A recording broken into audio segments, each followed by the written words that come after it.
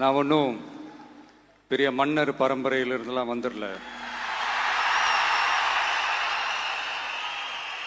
உங்களை மாதிரி தான், உங்களில் ஒருத்த மாதிரி தான், உங்க குடும்பத்தில் ஒருத்த மாதிரி தான், உங்க புள்ள மாதிரி தான், உங்க மகன் மாதிரி தான், உங்க அண்ணன் மாதிரி தான், உங்க தம்பி மாதிரி தான்.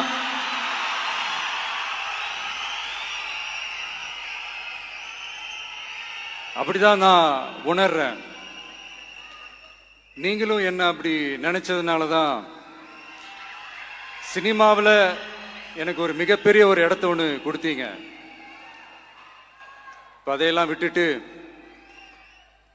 உங்களுக்காக நன்றி கடன் செலுத்துறதுக்காக அரசியலுக்கு வந்த உங்க விஜய, இந்த விஜய, நீ வா விஜய், நாங்களா இருக்கோம், பாத்துக்கிறோம். விஜய் தம்பி நீ வா, நாங்க இருக்கோம். விஜய் தம்பி நீ வா, நாங்க இருக்கோம். அண்ணா நீ வாடா, நாங்களா இருக்கோம். நண்பா நீ வா நண்பா, நாங்களா இருக்கோம் சொல்லி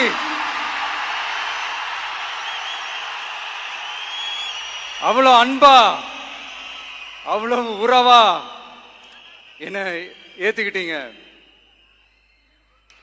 இந்த நேரத்தில் இதை நான் சொல்லணும். இந்த டிராவல்ல, இந்த ப்ராசஸ்ல எனக்கு எவ்வளவோ கஷ்டங்கள், எனக்கு எவ்வளவோ இந்த அவமானப்படுத்தினதெல்லாம் ஒரு பக்கம் இருந்தாலும், எனக்காக கூட நின்ன உங்களுக்கும் அதே மாதிரி கஷ்டங்கள், அதே மாதிரி அவமானங்கள், அதையெல்லாம் நீங்க பெருசா எடுத்துக்காம, அதையெல்லாம் நீங்க பொருட்டாவே எடுத்துக்காம, என்னோட வலிகளை, என்னோட வேதனைகளை உங்களோட தான் நினைச்சு என் கூடவே நின்னு இன்னைக்கு சி ஜோசப் விஜய் எனும் நான்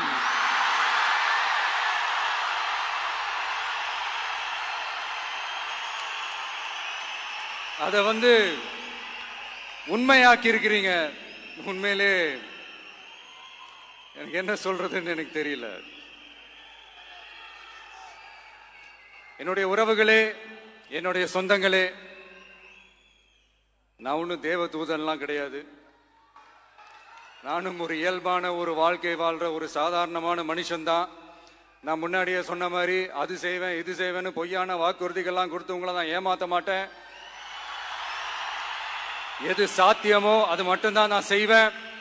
இம்மிடியட்டா உங்க மனசுல ஒரு கேள்வி ஒண்ணு வரலாம், அப்ப சாத்தியம் இல்லாததை செய்ய மாட்டாங்களா, செய்ய முடியாதா அப்படின்ற ஒரு கேள்வி ஒண்ணு வரலாம். இத்தனை கோடி மக்கள் என் கூட இருக்கும் போது எது வந்தாலும் பாத்துக்கலாம், என்ன வந்தாலும் பாத்துக்கலாம் அப்படின்ற அந்த கான்பிடன்ஸ் என் மனசுல இருக்கு.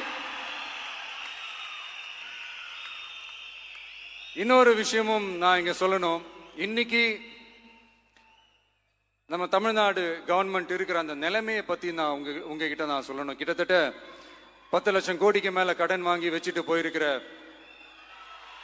இன்னைக்கு அந்த தமிழ்நாடு அரசு இருக்கிறப்போ, கஜானாவை சுத்தமா தொடச்சி வலிச்சு வச்சுட்டு போயிருக்கிறப்போ, தூக்க முடியாத சுமையை ஏத்தி வச்சுட்டு போயிருக்கிறப்போ,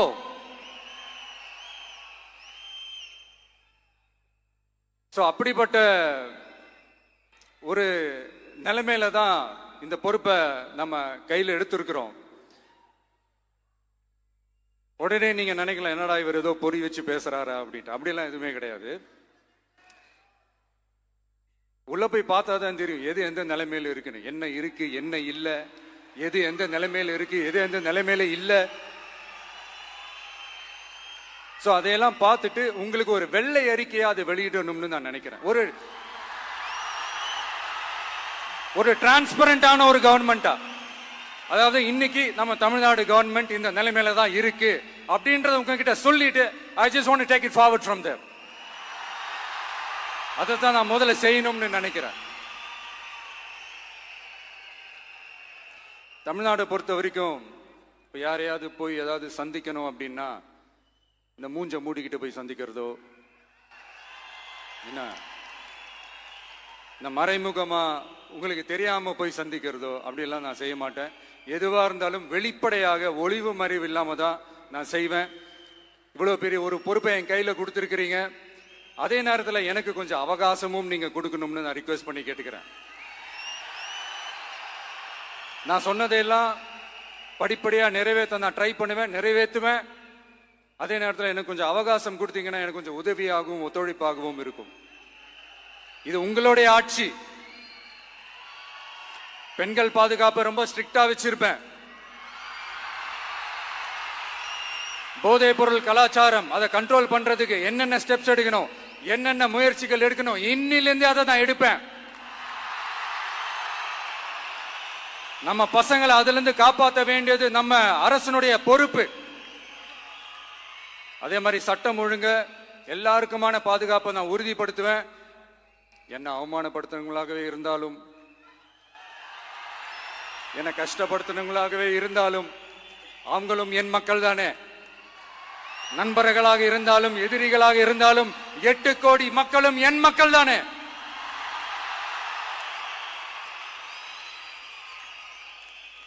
அது மாதிரி இந்த அடிப்படை விஷயங்கள், கல்வி, ரேஷன், மருத்துவம், குடிநீர், சாலை வசதி, பஸ் வசதி, இந்த மாதிரி விஷயங்கள்ல தான் என்னுடைய முழு முதல் கவனம் செலுத்தணும்னு எனக்கு தோணுது. நான் முன்னாடியே சொன்ன மாதிரி மக்கள் பணத்துல இருந்து ஒரு பைசா கூட நான் தொட மாட்டேன். எனக்கு அது அவசியமும் இல்லை. அது உங்களுக்கு நல்லாவே தெரியும். இந்த விஜய் தப்பு பண்ண மாட்டான், தப்பு பண்ணவும் விட மாட்டான். அது யாராக இருந்தாலும் சரி, என்னோட கவர்மெண்ட்ல என் கூடவே இருக்கிறவங்களாகவும் சரி, விட மாட்டான். சப்போஸ் யாருக்காவது அப்படி ஒரு எண்ணம் மனசுல இருந்துச்சுன்னா, நம்ம ஜெயிச்சுட்டோம், ஒரு ஆட்டம் ஆடி பார்க்கலாம் அப்படின்ற எண்ணம் யாருக்காவது இருந்துச்சுன்னா இப்பவே இந்த நிமிஷமே அதை எரேஸ் பண்ணிருங்க.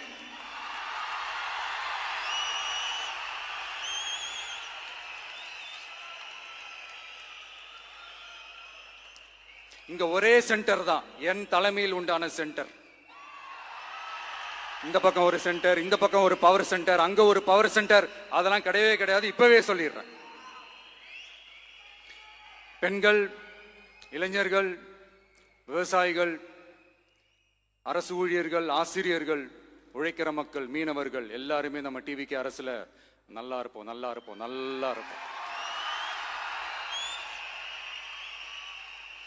பிறப்புக்கும் எல்லா உயிர்க்கும் அப்படின்றத நம்ம சமரசம் இல்லாத அடிப்படை கோட்பாடு.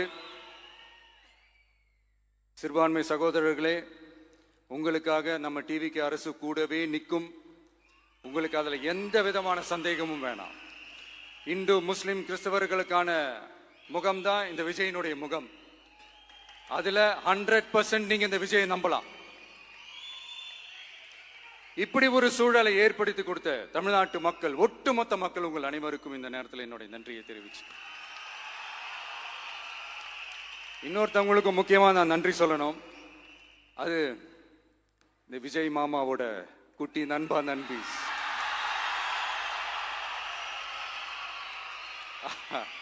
அவங்களாலதான் இது நடந்திருக்கு. உங்களுக்கு எப்படி நன்றி கடன் செய்யணும்? உங்களுக்காக உங்க ஃபியூச்சரை மைண்ட்ல வச்சுக்கிட்டு எல்லா நல்ல விஷயங்களையும் உங்களுக்காக இந்த விஜய் மாமா செஞ்சு கொடுப்பான். கான்பிடண்டா இருங்க. அதே மாதிரி இன்னொருத்தவங்களுக்கும் நான் முக்கியமா நன்றி சொல்லணும். உங்களை எப்படி நான் மறப்பேன்? நீங்க தான் என்னோட உயிராச்சே. தமிழக வெற்றி கழக தோழர்களே,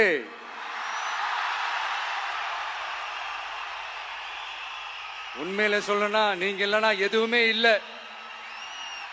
என்னோட கழக தோழர்களுக்கும், கழக நிர்வாகிகளுக்கும், வாக்கு சாவடி முகவர்களுக்கும், மை டியர் வர்ச்சுவல் வாரியர்ஸ், உங்கள் அனைவருக்கும் கோடான கோடி நன்றிகள். வாங்க எல்லாருமா சேர்ந்து ஒரு ஃப்ரெஷ் கவர்னன்ஸ், ஒரு நியூ கவர்னன்ஸ் ஒன்று கொடுப்போம். This is a new beginning.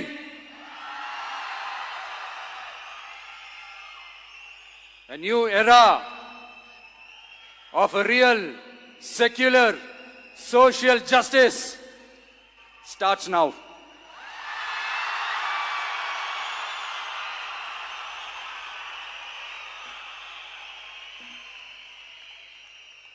மக்கள் நலன்களை மட்டுமே லட்சியமாக கொண்ட நமது அரசுக்கு பக்கபலமாக நின்று ஆதரவை வழங்கியுள்ள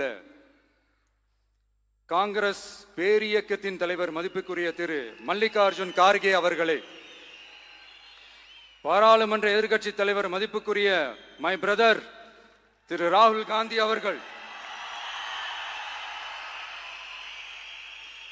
காங்கிரஸ் கட்சியின் பொதுச் செயலாளர் மதிப்புக்குரிய திரு கே.சி. வேணுகோபால் அவர்கள், தமிழ்நாடு காங்கிரஸ் தலைவர் மதிப்புக்குரிய திரு செல்வ பெருந்தகை அவர்கள், என்னுடைய நண்பர் பிரவீன் சக்கரவர்த்தி அவர்கள், சிபிஐஎம் கட்சியின் தேசிய பொதுச் செயலாளர் மதிப்புக்குரிய தோழர் திரு M.A. பேபி அவர்கள், மாநில செயலாளர் மதிப்புக்குரிய தோழர் திரு பி. சண்முகம் அவர்கள், அரசியல் தலைமை குழு உறுப்பினர் மதிப்புக்குரிய தோழர் திரு கே. பாலகிருஷ்ணன் அவர்கள், பாராளுமன்ற உறுப்பினர் மதிப்புக்குரிய தோழர் திரு சு. வெங்கடேசன் அவர்கள், நமது அரசுக்கு ஆதரவு வழங்கியுள்ள விடுதலை சிறுத்தைகள் தலைவர் மதிப்பிற்குரிய அண்ணன் திரு திருமாவளவன் MP அவர்கள், நாடாளுமன்ற உறுப்பினர் மதிப்புக்குரிய திரு ரவிக்குமார் அவர்கள், சட்டமன்ற குழு தலைவர் மதிப்பிற்குரிய திரு வன்னி அரசு அவர்கள், CPI கட்சியின் தேசிய பொதுச் செயலாளர் மதிப்புக்குரிய தோழர் திரு டி. ராஜா அவர்கள், மாநில செயலாளர் மதிப்புக்குரிய தோழர் திரு M. வீரபாண்டியன் அவர்கள், முன்னாள் தமிழ்நாடு மாநில செயலாளர் மதிப்புக்குரிய தோழர் திரு ரா. முத்தரசன் அவர்கள், இந்திய யூனியன் முஸ்லிம் லீக் கட்சியின் தலைவர் மதிப்புக்குரிய டாக்டர் திரு காதர் மொய்தீன் அவர்கள், நாடாளுமன்ற உறுப்பினர் மதிப்புக்குரிய திரு நவாஸ் கனி அவர்கள், உங்க எல்லாரையும் வருக வருக என்று வரவேற்கிறேன். முக்கியமா இந்த மாதிரி நேரத்தில் எனக்காக நீங்க குரல் கொடுத்ததுக்கும் எனக்காக நீங்க சப்போர்ட் பண்ணி கூடவே நின்னதுக்கும் உங்க எல்லாருக்கும் இந்த நேரத்தில் என்னுடைய நன்றியை தெரிவிச்சுக்கிறேன். கான்பிடண்டா இருங்க, நல்லதே நடக்கும், வெற்றி நிச்சயம். மீண்டும் சந்திக்கும் வரை இல்ல மீண்டும் மீண்டும் சந்திப்போம். நன்றி, வணக்கம்.